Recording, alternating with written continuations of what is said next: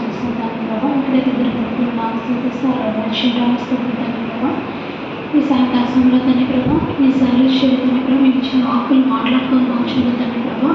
మీ వాక్య జ్ఞానాన్ని దయచేయమని తండ్రి ప్రభావ. మీ వాక్య లేఖనాన్ని పరిశీలించుకోవచ్చు తండ్రి ప్రభావ. మీ వాక్యం ద్వారా మనం మాట్లాడమని తండ్రి ప్రభావ. మా గూఢమైన మర్మాలను మాతో తెలియచేయమని తండ్రి ప్రభావ. మీ నోటి పూర్వక వాడుకోమని ఈ కొద్దిగా ప్రాబ్లం ప్రేక్షకుని తీసుకుంటున్నాను కొంచెం ప్రైజ్ లార్డ్. దేవుని నామమున మీ అందరికీ శుభాలు తెలియజేస్తున్నాను. ఈ 40 దినాల పాఠశాలలో 25 దినాల వరకు దేవుడు మనల్ని నడిపించిన దాన్ని బట్టి దేవుడికి వందనాలు చేస్తుంది. 25 దినంన నన్ను కూడా తన వాక్య భాగాన్ని ప్రశ్నించడం కోసము ఏర్పాటు చేసిన దేవదేవునికి వందనాలు తెలియజేస్తుంది. ఈ సమయాన్ని నాకు అందించిన సంఘానికి కమిటీకి పాస్టర్ గారికి వందనాలు తెలియజేస్తున్నాను. అయితే నేటి మనం వాక్య ధ్యానం నిమిత్తం ఏర్పాటు చేయబడిన లేఖన భాగము ఎఫెసీయులకు రాసిన పత్రిక 1వ అధ్యాయం 3వ వచనం నుండి 7వ వచనం వరకు ఇంతవరకు చదువుకున్నాము. అయితే ధ్యానాంశం ఏంటంటే క్రీస్తు శిలువ క్షమాపణ. క్రీస్తు శిలువ క్షమాపణ. మనము ఎన్నో సంవత్సరాలుగా ఈ పదాలు వింటూనే వస్తున్నాము, కొత్తవైతే కాదు. కానీ మనల్ని మనము పరిశీలించుకోవడానికి పరీక్షించుకోవడానికి ఇది ఒక తరుణంగా భావించుకొని మనం ఏ విధంగా మనం జస్ట్ ఒక డిస్కషన్ లాగా మనము వెళ్ళడానికి నేను ఇష్టపడుతున్నాను. అయితే అసలు ఈ శిలువ క్షమాపణ అంటే ఏంటి? మన డైలీ లైఫ్లో మన మాటల ద్వారా, మన క్రియల ద్వారా, మన ఆలోచన ద్వారానో ఎదుటి వారిని, లేకపోతే మన కుటుంబ సభ్యులను, లేకపోతే మన స్నేహితులను, మన తోటి వారిని ఎవరో ఒకరిని మన మాటల ద్వారా బాధ పెట్టడం జరుగుతుంది, లేదా మనమే ఒకరి ద్వారా బాధపడడం అనేది జరుగుతుంది.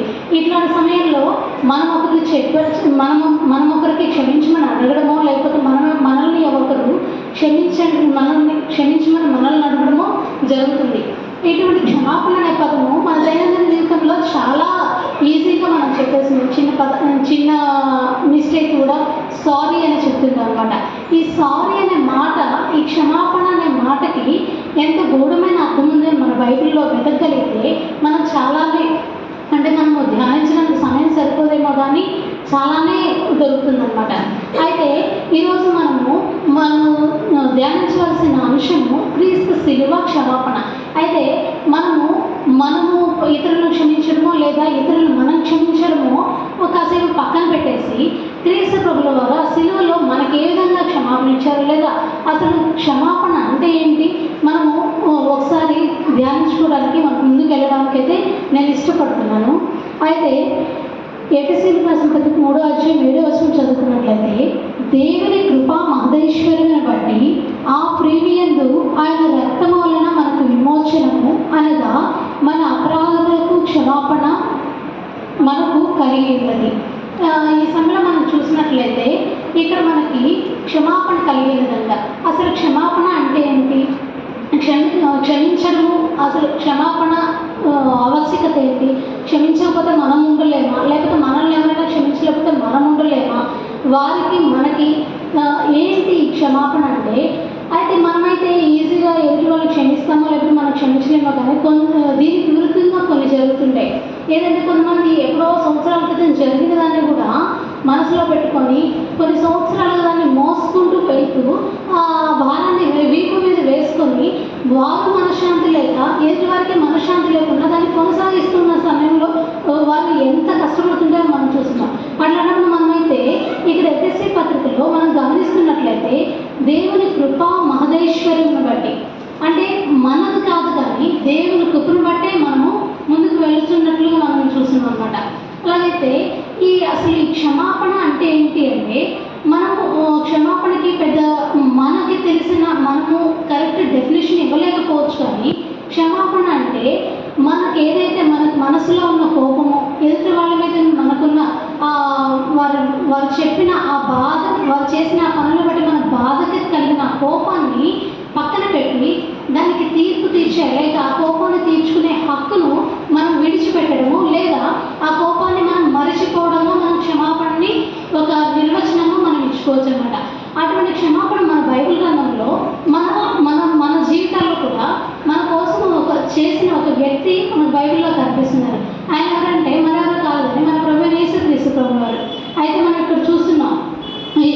ఎఫెసీయులకు రాసిన పత్రికలో దేవుని కృపా మహదేశ్వర్యం నుండి ఆ ప్రియులందు ఆయన రక్తం వలన మనకు విమోచనము. అంటే ఇక్కడ మనము ఏ విధంగా మనకు విమోచన కలుగుతుందో మనం ఒకసారి ఆలోచించుకోవచ్చు అన్నమాట. అయితే క్రీస్తు మన కోసము ఈ లోకానికి తనకు తనగా వచ్చాడా? లేదు. ఎందుకు రావాల్సి వచ్చిందంటే ఆయన తన తండ్రి యొక్క మాటను బట్టి రావాల్సి వచ్చింది. ఆనాడు అసలు దేవుడి లోకానికి రావాల్సిన కారణం ఏంటంటే ఈ లోకంలో పాపం విస్తరించడం. పాపం ఎలా విస్తరించిందంటే యెహోవా దేవుడు ఈ భూమిని చూసి ఎంతో కుమిలిపోతూ ఎంతో దుఃఖిస్తున్న స్థితికి వచ్చిన స్థితిలో మనము ఆనాడు చూస్తున్నప్పుడు పాపం అనేది విచ్చలవిడిగా పాపం చేస్తున్న జనాలను చూసినప్పుడు దేవుడు తన ఒక యాక్ట్ తీసుకోవాల్సిన టైం వచ్చింది అని తన కుమారుని పంపించవలసింది. అయితే ఈ పాపం అంటే ఏంటి అంటే ఆజ్ఞాతిక్రమమే పాపము. ఆజ్ఞాతిక్రమమే పాపము అంటే మన మొదటి పాపం ఎలా వచ్చింది? మనకందరికీ తెలిసిన విషయం ఏంటంటే మనము ఆదాము ఆనాడు ఏదైనా వనంలో దేవుని ఆజ్ఞను అతిక్రమించి ఆ పండు తినడం వల్ల ఈ లోకానికి ఆదాము అవ్వడం ద్వారా ఈ లోకానికి పాపం వచ్చింది మనకు తెలిసిన విషయమే. కానీ అంతకంటే ముందుగానే దేవుని సన్నిధిలో దేవుని స్తుతిస్తూ ఆనాడు ప్రధాన దూతగా ఉన్న లూసిఫరు దేవుని కంటే తనను తాను అధికముగా దేవునితో సమానంగా ఎంచుకుంటూ ఆనాడు గర్వించి పాపం చేసిన వాడే పాతాళానికి నెట్టవేయబడినట్లుగా, వేపు చుక్కలాగా నెట్టవేయబడినట్లుగా మనకి యెషయా గ్రంథంలో మనం గమనిస్తామన్నమాట. అట్లయితే ఆనాడు ఆదాము ఈ లూసిఫర్ ద్వారా వచ్చిన పాపాన్ని, ఆ ఆజ్ఞ అతిక్రమాన్ని, ఆ గర్వం వల్ల వచ్చిన పాపాన్ని, అంటే మనకి బైబిల్ గ్రంథంలో కూడా ఉంది నాశనమునకు ముందు గర్వం నడుచు, అంటే పాపము చేసిన వాడు నశింపబడతాడానికి అన్నదానికి గుర్తుగా ఆనాడు లూసిఫర్ కిందకి నెట్టివేయబడడం మనం చూస్తున్నాం అన్నమాట. అట్లయితే అదేవిధంగా పాపం కంటిన్యూ అవుతూ వస్తుంది. ఆదాము వారు వచ్చిన పాపాన్ని తర్వాత వచ్చిన జనరేషన్స్ కంటిన్యూ చేస్తూ వారికి ఇష్టం వచ్చిన రీతిగా పాపం చేయడం. అంటే పాపం చేశాక కూడా మోషే ధర్మశాస్త్ర ప్రకారము ఏటేటా బలులు అర్పించడము, అంటే పాపం చేయడము, దేవుని సన్నిధికి వచ్చి బలులు అర్పించడము. అంటే ఆనాటి కాలంలో రకరకాల బలులు అర్పించేవారు అనమాట. ఎలాగంటే దహన బలులు, అనుదిన బలులు, అపరాధ పరిహారార్థ బలులు, ఇట్లాగా పాప పరిహారార్థ బలులు, ఇలాగ రకరకాల బలులు దినదినం అర్పించేవాళ్ళు. కొంతమంది ఉండేవాళ్ళు ఏటేటా అర్పించేవాళ్ళు. పాపం చేసినప్పుడు లేదా దేవునికి ఆయాస్కరంగా ఉన్న జీవితం జీవించినప్పుడు ఇట్లాగా రకరకాల బలులు అర్పిస్తూ వచ్చేవాళ్ళు అనమాట. వాళ్ళు ఏం చేసేవాళ్ళు అంటే పాపం చేసేవాళ్ళు బలి అర్పించేవాళ్ళు. బలి అనేది ఎందుకు అర్పించేవాళ్ళు అంటే పాపము పోవాలి అంటే ఒక పరిశుద్ధుల రక్తము చిందింపబడాలి అని పాత నిబంధన గ్రంథంలో రాయబడిన ప్రకారము వాళ్ళు గొర్రెల యొక్క, మేకల యొక్క, దూడల యొక్క, ఈ పక్షుల యొక్క, పావురాల, గువ్వల యొక్క రక్తంతో వారి పాపాలను క్షమించబడినట్లుగా వాళ్ళు అలా ఫీల్ అయ్యేవాళ్ళు అనమాట. అలా వెళ్తున్న క్రమంలో దేవుడు చూస్తూ ఉన్నాడు వారి పాపం నిమిత్తము ఎన్నోసార్లు ఆయన ఓర్వలేని స్థితిలో ఎన్నో రకాలుగా ఆయన నీటి ద్వారాను, అగ్ని ద్వారాను రకరకాలుగా ఒక్కొక్క సమయంలో ఒక్కొక్క రకంగా నాశనం చేస్తూ ఆ జనాంగాన్ని అంతవరకు నాశనం చేస్తూ వారిలో మార్పు వస్తుందేమో గమనించినప్పుడు ఆ మార్పు రాని స్థితిలో తండ్రి ఓర్చలేని వాడే ఇక తన అనాది సంకల్పం చొప్పున ఇక్కడ మనము ఎఫెసీయులకు రాసిన పత్రికలో 1వ అధ్యాయం 3వ వచనం నుంచి 5వ వచనం వరకు చూసుకున్నట్లయితే 4వ వచనంలో ఎట్లనగా తన ప్రియునిని తాను ఉచితంగా మనకు అనుగ్రహించిన తన కృపా మహిమకు కీర్తి కలిగినట్లు తన చిత్త ప్రకారమైన దయా సంకల్పము చొప్పున యేసుక్రీస్తు ద్వారా తనకు కుమారులుగా స్వీకరించుటకై మనలను ముందుగా తన కోసం నిర్ణయించుకొని మనము తన ఎదుట పరిశుద్ధులమును నిర్దోషమున ఉండవలనని జగత్తు పునాది వేయబడక మునిపే ప్రేమ చేత ఆయన క్రీస్తులో మనల్ని ఏర్పరచుకోవడం. అంటే ఇక్కడ ప్రభువు వారు ఈ పాపం ఎక్కువైపోయింది అని తన కుమారుని పంపించడం కాదు, కానీ మన కోసం ఆనాడు ఆదిలో ఆదాము ఎప్పుడైతే ఏదైనా నుంచి పంపించవేయబడ్డాడో అప్పుడే తన చిత్తంలో ఉందన్నమాట. జగత్తు ఎప్పుడైతే పునాది వేయబడలేదో భూమి పుట్టక ముందే నా కుమారుని ఇలాగ పంపించాలి, నా బిడ్డలు ఉన్నారు వాళ్ళకి పంపించాలి. అయితే ఇక్కడ మనం చూసినట్లయితే దేవుడు మనల్ని తన జనాంగంగా కాదు కానీ, తన జనులుగా కాదు కానీ, తన కుమారులుగా, తన స్వాస్థ్యంగా, తన వారసులుగా చేసుకోవడానికి ఇష్టపడుతున్నట్టు మనం గమనించవచ్చు. అయితే ఇక్కడ కుమారులుగా మనల్ని స్వీకరించడానికి ఆయన ఎవరిని ఎన్నుకున్నాడు అంటే తన ఏకైక కుమారుని, తన ప్రియమైన ఏకైక కుమారుణ్ణి ఈ లోకానికి బలిగా అర్పించడానికి సైతం కూడా మన మీద అంత ప్రేమ కలిగి తన ప్రేమను వెల్లడిపరచడానికి దేవుడు ఇష్టపడుతున్నట్టు ఇక్కడ మనం గమనించవచ్చు. అయితే ఈ కుమారులుగా స్వీకరించడానికి మన కోసం ఎప్పుడు నిర్ణయించాడంటే జగత్తు పునాదికి ముందే ఆయన నిర్ణయించి అంతటి ప్రేమను మనపై చూపిస్తున్నారు అన్నమాట. అలాగైతే ఇక్కడ కుమారులుగా ఉండడానికి అంటే వారసత్వం పొందడానికి ఈ లోకంలో మనం చూసుకున్నట్లయితే చిన్న ఉద్యోగం రావాలంటేనో ఏదైనా పొందుకోవాలంటేనో ఎన్నో టెస్ట్లు అయితే ఉంటాయి. మనము చిన్నదాన్ని పొందుకోవడానికి ఈ లోకపరంగా ఎన్నో మన పరీక్షలు ఎదుర్కోవాల్సి వచ్చినప్పుడు అయితే ఇంత పెద్ద దేవుని పరలోక రాజ్య వారసులుగా మనం వెళ్ళడానికి, మనము ఆ పరలోక రాజ్య వారసత్వాన్ని పొందుకోవాలంటే మనకి ఏదైనా టెస్ట్ ఉందంటే మనకు ఎటువంటి టెస్ట్ లేదు. కానీ ఆ టెస్ట్ని, ఆ పరీక్షని, చేయాల్సిన కార్యాన్ని తన ఏకైక కుమారునికి, ఆయన ఎంతగానో ప్రేమించిన ఏకైక కుమారుని పెట్టడానికి తండ్రి అక్కడ సిద్ధపడినట్టు మనం చూస్తున్నాం. అలా అయితే తండ్రి ఇష్టపడ్డాడు, ఓకే, తండ్రి ప్రేమ మనపై ఉన్న తండ్రి ప్రేమని తన కుమారుని మన కోసం త్యాగం చేయడానికి కూడా దేవుడు ఇష్టపడినప్పుడు ఆ తర్వాత తండ్రి ప్రేమను చూసిన కుమారుడు మన కోసము తనకై తాను రావడానికి మనమైతే మన తండ్రి చెప్పాడు, మన మమ్మీ డాడీ చెప్పారని చెప్పి ఏ రోజు ఒకరి కోసం మనల్ని మనము హింసించుకోవడానికో మనల్ని మనం డిగ్రీ చేసుకోవడానికి అయితే మనమైతే వెళ్ళాం. కానీ యేసుక్రీస్తు మన ఎడలో ఉన్న ప్రేమను మరియు తండ్రి చిత్తాన్ని నెరవేర్చడానికి, తండ్రి మాటకు లోబడి ఈ లోకానికి రావడానికి సిద్ధపడినట్టు చూస్తున్నాం అనమాట. తండ్రి మాటకు విధేయత చూపిన వాడుగా ఉంటాడు. ఇక్కడ తండ్రి అయితే తన త్యాగాన్ని, తన ప్రేమను మన ఎడలో చూపిస్తున్నారు. కుమారుడైతే మన వల్ల ప్రేమను, తండ్రి వల్ల విధేయతను చూపిస్తూ ఈ లోకానికి రావడానికి సిద్ధపడుతున్నాడు. అయితే ఆనాడు దేవుడు ఈ లోకానికి వచ్చిన తర్వాత తన సేవా జీవితం మొత్తంలో మనం చూసినట్లయితే ఎన్నో గొప్ప గొప్ప కార్యాలు చేశాడు, ఎంతోమందిని క్షమించాడు, ఎన్నో పాపాలను క్షమించాడు. ఆయన సేవా జీవితం మొదలుకొని చివరి వరకు ఆయన ఎన్నో అద్భుత కార్యాలు జరిగిస్తూ వస్తున్న క్రమంలో పాపాన్ని క్షమించగలిగిన అధికారం ఎవరికి ఉంది అంటే అది దేవునికి తప్ప ఎవరికి లేదు. అయితే యేసుక్రీస్తు ప్రభువు వారి సేవా జీవితంలో ఎంతోమంది పాపుల్ని క్షమించినట్లు మనం చూస్తున్నాం. పాపుల్ని క్షమించడమే కాదు కానీ పాపాన్ని క్షమించినట్లుగా గుర్తుగా ఎంతోమంది రోగగ్రస్తులు వాళ్ళు స్వస్థత పొందినట్లుగా మనం కూడా బైబిల్లో చూస్తున్నాం.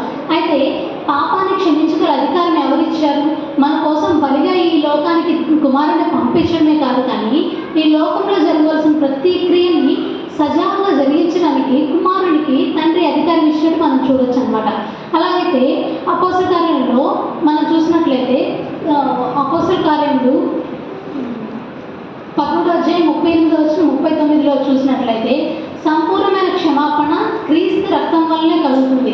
అంటే మనకి సంపూర్ణమైన క్షమాపణ, మనము ఈ పాపం నుంచి విడుదల పొందాలన్నా, పాపాల నుంచి మనము క్షమాపణ పొందాలన్నా దేని వల్ల ఎడ్ల రక్తము కాదు కానీ, కోళ్ళ యొక్క రక్తమే కాదు కానీ, దూడల యొక్క రక్తము కాదు కానీ ఒక పరిశుద్ధుడైన యేసుక్రీస్తు రక్తము వల్ల, అంటే తండ్రి యెహోవా దేవుని కుమారుని రక్తము ద్వారానే అది జరుగుతుంది అని మనకి లేఖన భాగంలో తెలియజేస్తున్నట్లు మనం గమనించవచ్చు.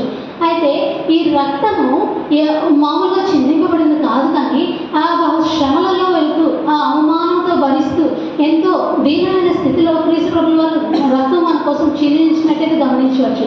అయితే ఇక్కడ ఈ వాక్యంలో మనం చూసినట్లు దేని వల్ల మనకు పాపక్షమాపణ అంటే యేసుక్రీస్తు ప్రభువు వారి రక్తం వల్లనే.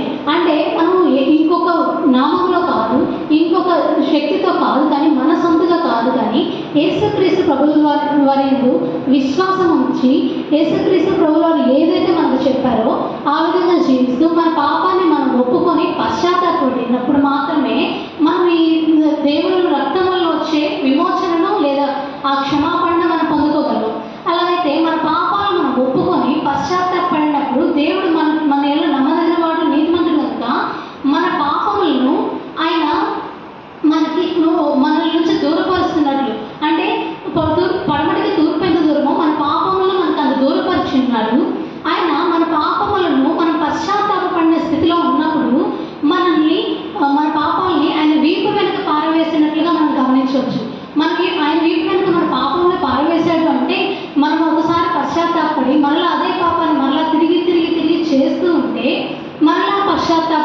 అనుకుంటే అది దేవుడికి మనము వాల్యూ ఇచ్చినట్టు కాదనమాట.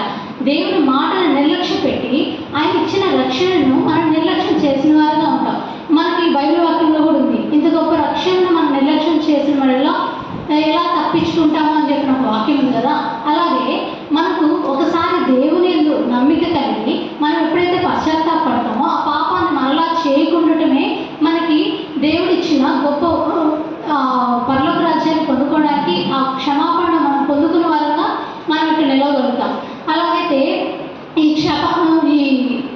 క్షమాపణ పొందిన మనము ఆయన పశ్చాత్తాపడితే ఆయన ఎందుకు మనం కానీ మన పశ్చాత్తాపడి ఆయన క్షమాపణ కోరినట్లయితే ఆయన పిల్లలుగా మనల్ని ఉండట్లట్లు ఆయన మనల్ని యాక్సెప్ట్ చేస్తున్నాడు, ఆయన పిల్లలుగా మనం చేసుకుంటున్నాడు. అట్లయితే మనము ఆయన పిల్లలుగా ఉండాలంటే ఆనాడు తండ్రి మనల్ని కుమారులుగా చేసుకోవడానికి తన ఏకైక కుమారుని పంపించినట్లే ఈనాడు కుమారుడు మనల్ని తండ్రితో ఐక్యపరచడం కోసము మనల్ని అడుగుతున్న ఒక మాట ఏంటంటే మనం పశ్చాత్తాపం కలిగి ఆయన ఏదో నమ్మిక ఉండి విశ్వాసంతో మన పాపము చేయకుండా ఉండమని ప్రభు కోరుచున్నాడు. అలాగైతే మనము సిలువలో యేసుక్రీస్తు ప్రభుల వారు సిలువ కార్యం మొత్తాన్ని మనము ఒకసారి జ్ఞాపకం చేసుకుంటే ఆయన గెత్సెమనే తోట నుండి చూస్తే గెత్సెమనే తోటలో అక్కడ అప్పగించిన శిష్యుడు ఆయన సొంత మనిషి.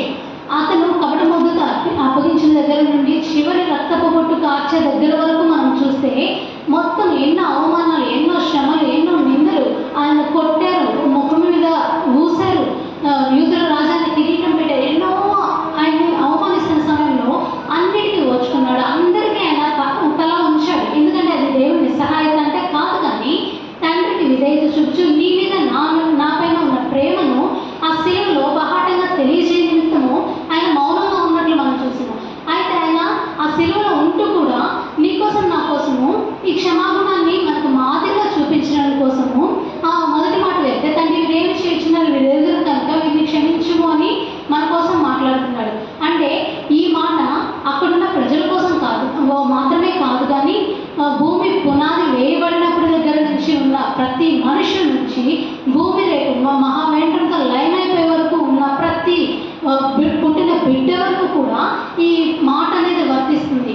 మనము తెలుసో తెలియకో చేసిన ప్రతి పాపం నిమిత్తము తండ్రికి మనకు ఉన్న ఎడబాటును ఏదైనా మనలో కలిగిన ఎడబాటును కలపడం కోసం అని చెప్పని తండ్రికి మనకి సమాధానకారకుడై మధ్యలో ఉండి మన తరపున తండ్రికి విజ్ఞాపన చేస్తున్నట్లు చూస్తున్నాం. అలాగైతే రెండో మాటలో గమనించినట్లయితే దొంగకి అడిగిన వెంటనే ఎప్పుడైతే పశ్చాత్తాపడి క్షమించమని అడిగి దేవుని కోరుకున్నాడో వెంటనే ఆయన నిత్యరాజ్యాన్ని ఇన్స్టెంట్గా ఆ పరదేశిని ఇస్తున్నట్టు మనం గమనించవచ్చు. అయితే ఇచ్చిన నిత్యరాజ్యము ఆ దొంగ యొక్క ఆయన ఎంత సీనియారిటీని బట్టి ఇవ్వలేదు, కానీ తనలో ఉన్న ఎంత పశ్చాత్తాపం కలిగి ఉన్నాడో ఆ పశ్చాత్తాప కొలమానాన్ని బట్టి దేవుడు అక్కడ ఆ దొంగను రక్షించినట్లు చూస్తున్నాం. అయితే ఈనాడు నేను మన పుట్టు క్రైస్తవులుగా సంఘంలోనే ఉంటూ దేవునితో నడుస్తూ ఉన్నామేమో, కానీ మనలో ఆ పాప పశ్చాత్తాపము విశ్వాస ఒప్పుకోలనే ఉన్నాయో లేదో ఒకసారి పరీక్షించడం బదులుగా ఉన్నాం. అలాగైతే నా జీవితాల్లో దేవునికి దూరంగా వెళ్ళడానికి ఏదైతే అడ్డుపడుతుందో దాన్ని ఒకసారి మనం రీకాల్ చేసుకొని దేవుని సన్నిధిలో మళ్ళీ మనం అప్పగించుకున్న వారిగా ఉన్నట్లయితే దేవుడు మన జీవితాలు సహాయం చేసేవాడుగా ఉన్నాడు. అలాగైతే ఈ రక్షణ అనేది మనం విలువ పెట్టి కొనగలిగింది కాదు, కానీ మన కోసము యేసుక్రీస్తు ప్రభుల వారు ఏనాడో వెల చెల్లించి తన అమూల్యమైన రక్తాన్ని చిందించి తన ప్రాణాన్ని పెట్టి ఆనాడు సిలువలో, అంటే ఆ సిలువ ఒక శాపగ్రస్తమైన సిలువ, ఒక శిక్షగా భావించే సిలువని మన పాపం నిమిత్తము మనం చేసిన అపరాధముల నిమిత్తము ఆ సిలువను ఆయన మన పాపాలను ఆయన వీపు మీద మోసుకొని వెళ్తూ మనము పాపులుగా ఉన్న మన కోసం ఆయన పాపముగా మార్చబడ్డాడు. అయితే ఆ సిలువకున్న ఆ నేమ్ ఏదైతే ఉందో, ఆ సిలువకున్న తక్కువ స్థితి ఏదైతే ఉందో, ఆ సిలువలో దేవుడు చేసిన గొప్ప కార్యాన్ని బట్టి ఆయన చేసిన విమోచన బట్టి ఆ సిలువకు కూడా విలువ పెరిగినట్లు మనం చూస్తున్నాం. ఒకనాడు శాపగ్రస్తమైన సిలువ ఈనాడు మన జీవితాల్లో మనము ప్రతి ఇంట్లో మనం సిలువను పెట్టుకునే వాళ్ళగా, అంటే సిలువ యొక్క విలువను మార్చిన దేవుడు నా విలువను మార్చడానికి వెనుకాడతాడు.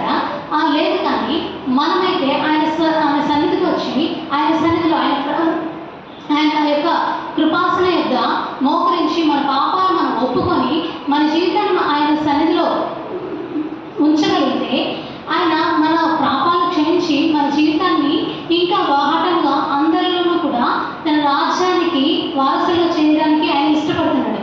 అలాగైతే మనము ఇంతవరకైనా అంటే పాప పశ్చాత్తాపం పొందితే చాలా అంటే అంత కాదు. కానీ పాప క్షమాపణ పొందాలి అంటే కొన్ని మనం చేయవలసి ఉంటుంది.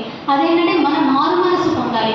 మారు మనసు పొంది దేవుణ్ణి మన రక్షకుడని మన నోటితో ఒప్పుకొని మన హృదయంలో విశ్వసించినప్పుడు మాత్రమే మనము మారు మనసు పొందిన వాళ్ళం అవుతాం. ఆ మారు మనసు పొంది వదిలిపెట్టడం కాదు, కానీ తర్వాత బాప్తిస్మాలో సాక్ష్యం ఇచ్చేవారుగా ఉండాలి. బాప్తిస్మంలో సాక్ష్యం ఇచ్చి అందరితో అయిపోలేదు, కానీ బాప్తిస్మం అంటే పరలోకానికి ఒక టికెట్గా భావించకూడదు. కానీ మనం తీసుకున్న బాప్తిస్మాలో సాక్ష్యం ఇచ్చిన తర్వాత వెనుకకు తిరిగి దాన్ని చూసేవారిగా మనం ఉండకూడదు. మన పాత జీవితాన్ని, మన పాత గతాన్ని, పాత జీవితంలో ఉన్న ఏవైతే ఉన్నాయో ఆ అనుభవాల్ని మనం తిరిగి రీకాల్ చేసుకునే వారుగా కాకుండా ఉండాలన్నమాట. ఒకవేళ నువ్వు కానీ మనం కానీ వెనక్కి తిరిగి చూసినట్లయితే లోతు భార్య ఆనాడు తన నగరంలో తను పోగొట్టుకుంటున్న ఆ ద్రవ్యాన్ని కోసం, వాటి కోసం వెనక్కి తిరిగి తను ఎలాగ ఉప్పు శ్రమగా మారి మనందరికీ ఒక బుద్ధి చెప్పే ఒక ఉప్పు శ్రమగా మారిందో, నీవు నేను కూడా మనం ఒకసారి బాప్తిస్మం తీసుకున్న తర్వాత దేవుళ్ళ సాక్ష్యం ఇచ్చిన తర్వాత వెనక్కి తిరిగి చూస్తే నీవు నేను కూడా నలుగురికి ఒక గుర్తుగా, అంటే మంచిగా గుర్తు కాదు కానీ చెడు గుర్తుగా దేవుడు మనల్ని చేసే ప్రమాదం ఉంది. కాగా మనల్ని మనం ఒకసారి పరీక్షించుకున్నాము. మనం బాప్తిస్మంలో సాక్ష్యం ఇచ్చిన తర్వాత వెనక్కి తిరిగి వెళ్తున్నామేమో ఒకసారి మనము ఒకసారి పరీక్షించుకున్నాం. అలాగైతే ఇప్పటివరకు మనం చూసుకున్నది ప్రభు మన కోసం చేసిన త్యాగాన్ని మనం ఏం చేయాలో చూసుకున్నాం. అలాగైతే ఈ సిలువ యొక్క క్షమాపణ మన జీవితాల్లో కూడా నెరవేర్చే వరంగా ఉంటున్నామా? అయితే మనము ఎంతవరకు ఈ క్షమాపణని మనం దేవుని సన్నిధిలో చూపించగలుగుతున్నాం అనేది ఒకసారి మనల్ని మనం పరీక్షించుకోగలిగితే మన తోటి వారి విషయంలో మనం పరీక్షించుకోగలుగుతున్నామా? అంటే మన తోటి వారి విషయంలో మనము క్షమాపణ వాళ్ళకి మనము అందించగలుగుతున్నామా?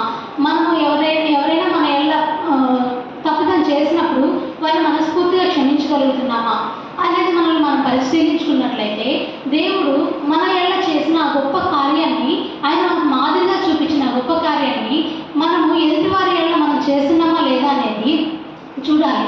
అయితే దేవుడు తన సేవా జీవితంలో పేతురు ఒకసారి అడుగుతాడు, ప్రభు నా సహోదరుని నేను ఎన్నిసార్లు క్షమించాలి?